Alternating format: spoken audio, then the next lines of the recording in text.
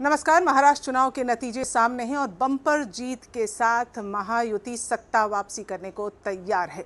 लेकिन क्या है वो फैक्टर्स जो एक बार महायुति को जनादेश पूरे बहुमत के साथ सामने लेकर आई है?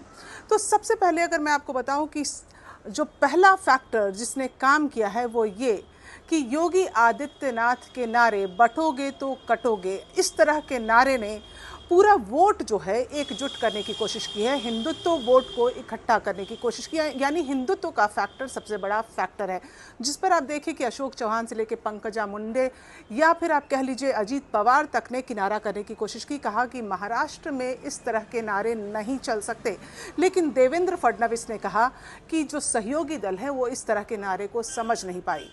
वहीं औरंगजेब और शिवाजी महाराज के नाम को लेकर भी हिंदुत्व वोट को एकजुट करने की पूरी कोशिश की गई। दूसरा फैक्टर अगर हम देखें तो वो है लाड़की बहन योजना की, जिसे एकनाथ शिंदे ने रक्षाबंधन पर चलाया और महिला वोटों को एकत्रित करने की कोशिश की। 1500 रुपये पर मंथ प्रति माह लड़कियों की महिलाओं के खाते में भेजे। और तो और नवंबर का जो 1500 रुपये है वो अक्टूबर के महीने में ही महिलाओं के खाते में भेज दिए गए, यानी कि 7500 रुपये महिलाओं के खाते में गए।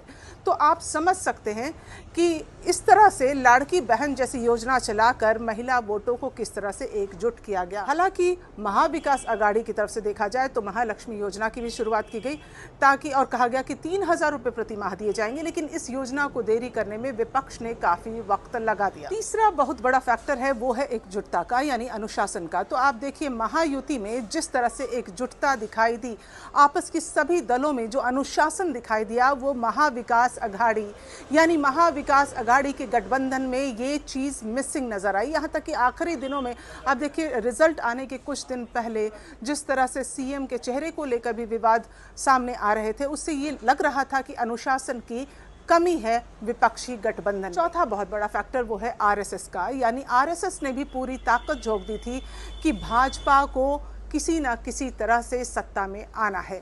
यहाँ तक कि चुनाव खत्म होने के बाद देवेंद्र फडणवीस आरएसएस में मोहन भागवत जी से मिलने के लिए गए थे और बहुत तरह के अभियान भी चलाए गए थे ताकि पूरा वोट जो है वो भाजपा के खाते में। पांचवा बहुत बड़ा फैक्टर है मराठा और किसानों का मुद्दा, यानी जिस तरह से आप देखिए कि मराठा आंदोलन छेड़ा गया, मनोज जारंगे ने जिस तरह से पिछले चुनाव में लोकसभा चुनाव में एक कह लीजिए अभियान चलाया था भाजपा और देवेंद्र फडणवीस के खिलाफ, उनमें नाराजगी देखी जा रही थी, उससे कुछ वोट जो है वो छिटक गए थे।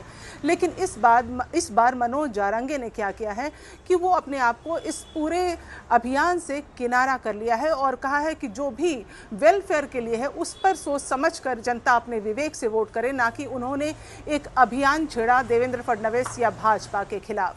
तो ये कुछ अहम फैक्टर्स हैं जो इस बार बहुत काम आए हैं महाराष्ट्र में भाजपा के बम्पर जीत के लिए।